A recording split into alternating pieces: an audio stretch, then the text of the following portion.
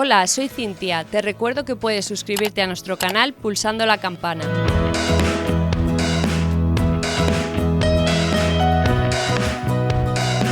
Seguro que alguna vez has ido al cine y nada más aparecer los créditos finales y encenderse las luces, te das cuenta de que tendrías que haber ido a ver otra película.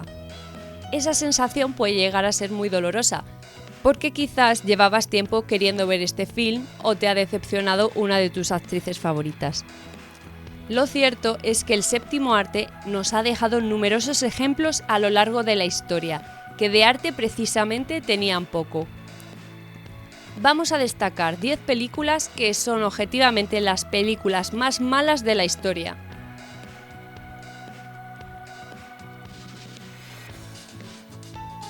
No hay que dejarse llevar por el criterio subjetivo para afirmar si una película es buena o es mala, ya que eso puede depender de los gustos personales de cada uno.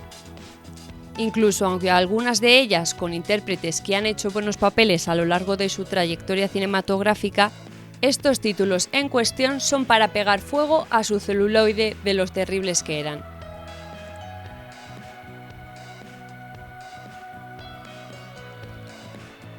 Naomi Malone, una joven ambiciosa, se traslada a Las Vegas tras el sueño de convertirse en una gran estrella en el mundo del espectáculo. Naomi encuentra trabajo de bailarina de striptease, aunque finalmente consigue un trabajo en una obra del coro del casino Stardust, en el que conocerá a Crystal, la starlet del casino. Pero la chica se dará cuenta de que el mundo que anhelaba tanto no tiene gran diferencia con la sala de striptease y que está lleno de gente oscura. Con una puntuación en Film Affinity de 3,7, alguien pensó en alargar nuestra agonía. En 2011, una productora nueva filmó una secuela que, por difícil que parezca, es aún peor. Y por suerte no llegó a distribuirse mucho. Se estrenó en Japón en 2012. Showgirls 2 Pennies from Heaven.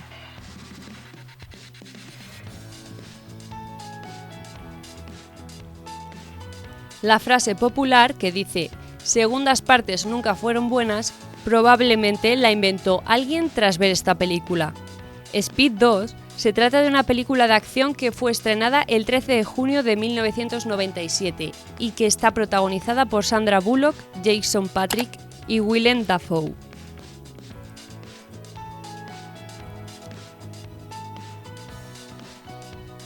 Es la secuela de Speed, de 1994, y en esta segunda parte el sueño de la joven Porter es disfrutar de unas vacaciones de ensueño en un crucero por el Caribe, que le ha regalado su nuevo novio Alex Shaw. Una vez en el gran barco Seabourn Legend, descubren que está bajo el control de un genio de la informática que está pirado y a partir de ahí su viaje de ensueño se convierte en una auténtica pesadilla.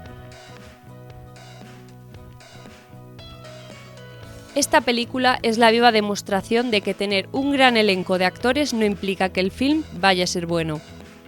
Con un reparto del calibre de Uma Thurman, Schwarzenegger, George Clooney y Alicia Silverstone. El villano, conocido como Capitán Frío, el cual por una enfermedad de desorden corporal tiene que utilizar todo el tiempo un traje refrigerado que mantiene la temperatura de su cuerpo a 40 grados bajo cero. La trama de esta película es que el villano plantea acaparar todos los diamantes de Gotham City para congelarla entera. Tan solo un par de héroes pueden detenerlo, y estos, por supuesto, son Batman y Robin, quienes además deberían de luchar contra Poison Ivy, la villana que se aliará con el Capitán Frío.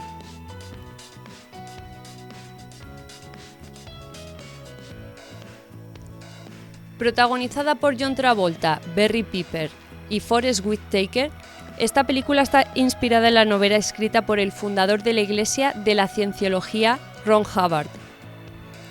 Una vez estrenada, ganó 7 premios Razzie, de 8 candidaturas, incluyendo candidaturas en las categorías de Peor Película, Peor Actor y Peor Director. Esta misma fundación también la considera la peor película de la década. En 2005 también fue nombrada como la peor película dramática los 25 primeros años de los Razzie. El argumento va de que estamos en el año 3000 y la humanidad corre peligro de extinción, Además, los extraterrestres han esclavizado a los pocos seres humanos que quedan en la Tierra. Ya solo con esa frase nos podemos hacer una idea de lo lamentable que puede llegar a ser esta película. Ni se te ocurra verla. Con un alucinante 1,6 en Film Affinity, no esperamos gran cosa de la peli, cuyo argumento sinceramente no acaba de sonar mal.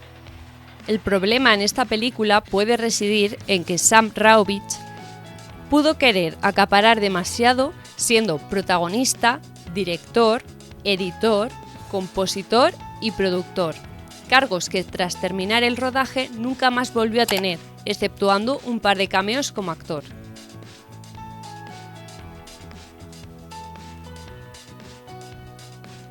La siguiente película trata de una pareja de hombres homosexuales que acaban de casarse y son amenazados por un familiar loco que es un fanático religioso y quiere asesinarles.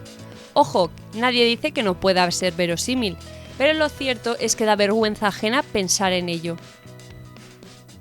Después de la divertidísima comedia de Jim Carrey, a algún alma aburrida se le ocurrió hacer esta secuela que, además de no tener por dónde coger la trama, cuenta con un reparto tan ineficaz y triste que no acaba de funcionar lo más mínimo en pantalla. Menuda pena manchar una marca cinematográfica como es La Máscara de una manera tan escandalosa. Independientemente de que la secuela fuera totalmente abominable, nunca está de más recordar uno de esos genios del humor, Jim Carrey, que ahora se encuentra sumido en una serie de televisión que trata precisamente sobre el humor. Tiene buena pinta, así que parece que el actor sigue en plena forma, aunque en este caso como productor. Vale, que Michael Caine aparece en ella, pero esta película es monstruosa y no en el sentido positivo de la palabra.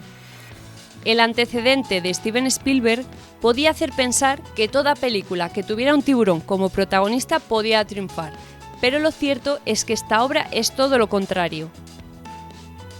Una película mal planteada desde el principio, con un desarrollo lamentable y la sensación de haber tirado tu vida a la basura al acabar de verla. A no ser que te pongan una pistola en la cabeza y te obliguen, ni se te ocurra darle al play. Quizá los fans de Drácula no estén de acuerdo con esta elección. Al fin y al cabo, el vampiro más famoso de la historia del cine tiene muchos adeptos independientemente de que el contenido sea bueno o no. De hecho, Film Affinity tiene un aprobado raspado, 5,1.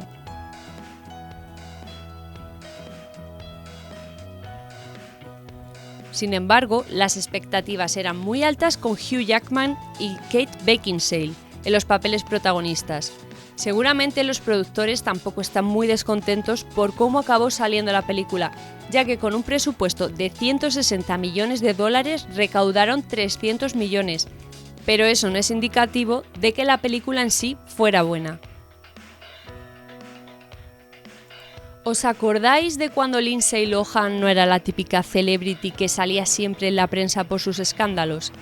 Allá por 2007 quería hacerse un hueco en el mundo del cine, pero con esta obra que mezcla el erotismo con el crimen e intriga es de lo más insulso que te puedes echar a la cara. En Rotten Tomatoes le da un escueto 8% de aprobación. Enseguida se catalogó como una de las películas del año, de la década y de la historia. Por algo se llevó 9 nominaciones a los premios Razzies de aquel año, doble galardón para Lindsay Lohan.